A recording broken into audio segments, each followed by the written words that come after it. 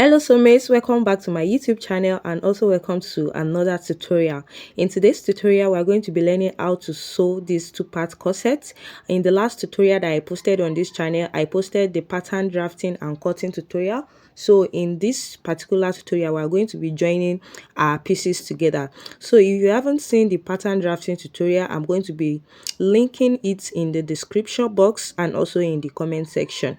So with no further ado, let's get into this video and start learning. So for each of the pieces of the corset, I cut out lining pieces for it, also both the front, the back, and also the cups.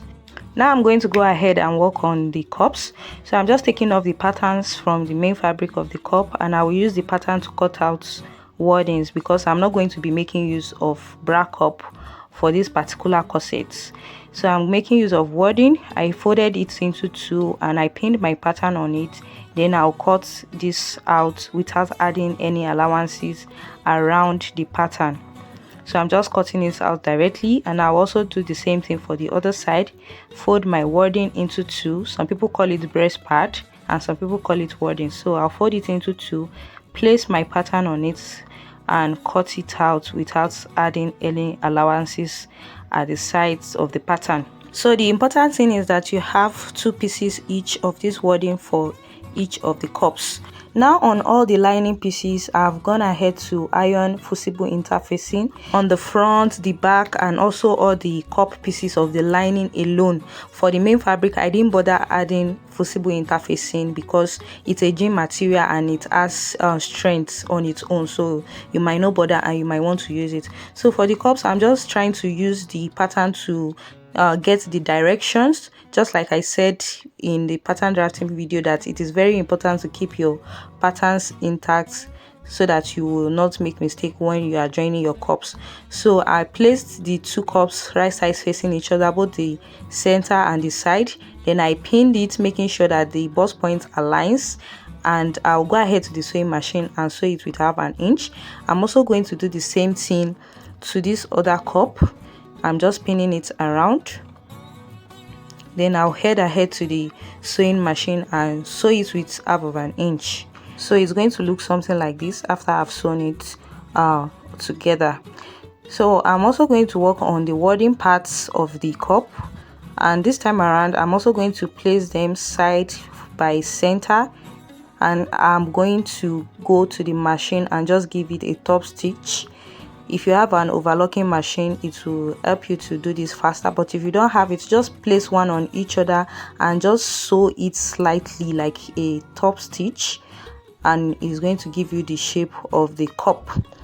So after joining the main fabric of the cup, this is what I have, and I also make sure I labeled it center and side. So that C stands for center and the S stands for side. This is just to make sure that there won't be any mistake while joining this together. So I'll just go ahead and notch this and cut out the excesses on both parts of the cups, as you can see me doing it now.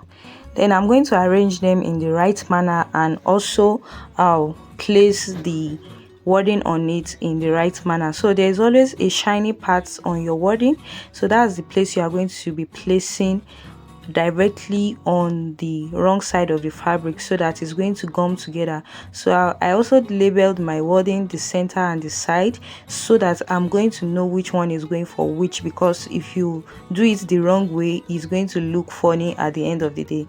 So I'm going to be using my iron to press the wording together to the main fabric, and it's going to join together. So I'm using my homemade tailor's arm just to make sure that the cup comes out very nicely, and I'm just going to use my iron to press and press until the wording has gummed totally onto the main fabric. And I will do the same thing for the other cup also. So while doing this, you have to be conscious of the corners and make sure that everything is laying very flat. So after ironing, this is what the two cups are looking like now, and now it's time to join them to the rest part of the front. So what I'm going to be doing now is that I'll place them how it's supposed to be, making sure the center is going to the center and the side to the side. Then I'll fold this into two like this, notch the midpoint, and also do the same thing on the other side. So this is just to know the middle and to know where to start joining your cups from. So I'm going to be placing the middle of the cup on the middle that I just notched now, right sides facing each other, and I'll pin it together. Then I'll also go ahead and pin to the two other sides. So you can also just go ahead to the sewing machine and sew this directly without pinning, but pinning is just going to make you know that you are doing the correct thing and it's all in the right proportion. So after pinning, I'll head ahead to the sewing machine and sew with half of an inch, and I'll also do the same thing to the other cup. Now for the lining, it's on the lining that I'm going to be placing my boning channels, because I don't want the boning channel to show on the main fabric. So I'm using my bias, and for the middle I cut out a bias that goes all the way from the top to the down, and I'm also going to cut two for the sides, just like the way you see me doing it like this. Then I'll sew it on both sides. I'll sew the bias on both sides. Also for the back pieces, I'm going to be placing one bias on the middle of both back pieces, just like this. So I'm not doing any measurements because this is the lining pattern is going to be inside, but if it's on the main fabric I would have been doing that. So for the back also, the part that is going to be carrying the eyelet or the loops, I'm going to measure in 1 inch from there. So one boning channel is also going to be there, that's why I'm measuring 1 inch away from it. So after doing that, I'm just going to bring in my bias and I also place it on it like this and cut it out. So one boning channel is going to be at the side too. So after joining the cups to the front, this is what I have, and I'll just go ahead and trim off the excesses that I have all the way around both cups. Then I'm going to be joining the front and the back together. So I'm going to take my back pieces, arrange it the way it's ought to be, like this. Then remember we added 1 inch sewing allowance. I'm going to be using that to join both the front and the back together. So I'll head ahead to the sewing machine and use 1 inch to join the front and the back together on both sides. So I'm just going to go ahead and sew this together now. After sewing it, this is what it looks like. And I'll also go ahead to trim off the excess at that joining part on the both sides. Then on my lining pieces, I've also gone ahead to do the same thing I did to the front, join the cup and the sides. So I'm cutting off the excesses at the side also. Then I'm going to be adding a boning channel to this side to make sure that the side is going to be firm too. So I'm going to place my bias on the side like this and cut out the exact size that I have on it on one side and also on the other side. Then I will head ahead to the sewing machine to join the bias to the lining again. So after joining it, this is what the lining looks like. I'm going to pass in my boning now. So I have my plastic boning here, and I'm just going to take the measurement I have on each of the channels. So the bias is what I'm referring to as the channels. I'll measure what I have on the bias like this, then I'll reduce 1 inch from whatever I have and cut it on the boning. So reducing 1 inch is just to make sure that we have space to do the joining at the end of the day. So I'm just using my lighter to secure the edges of the boning, and I'll pass it into the channel. I'll also do the same thing for the remaining boning channels. So I'm doing for the middle part now. I'll measure what I have and minus 1 from it and cut it on the boning. Then I'll secure the edges with my lighter and I'll pass the boning through the bias boning channel all the way.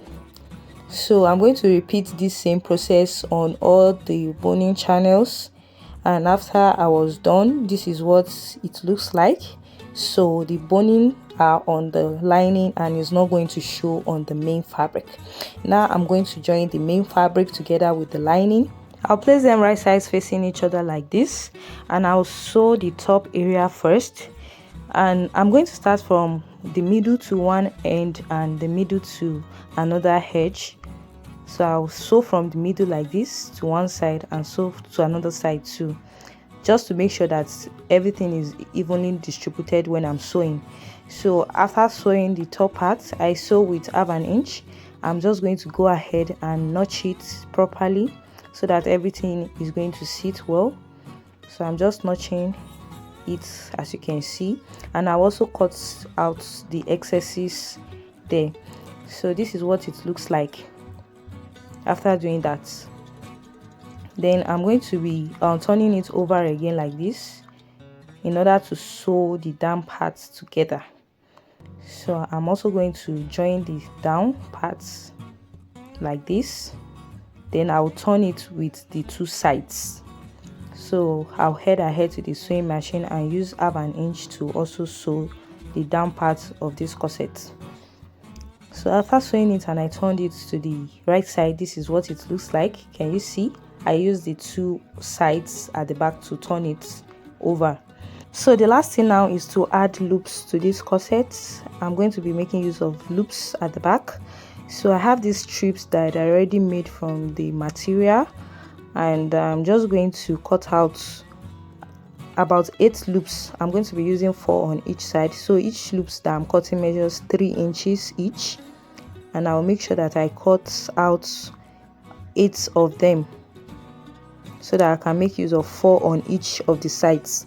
So after cutting all the 3 inches pieces of strips like this, I'm going to fold it into a U shape. Then I'll fold in that part at the back with 1/2 inch. I'll fold it in on both the main fabric and the lining. Then I'm going to sandwich the loop in between it in a U shape. Then I use the pin to hold it together, and I'm going to create intervals of about 3 inches each while placing the loops in between. So I'm just going to repeat the same process.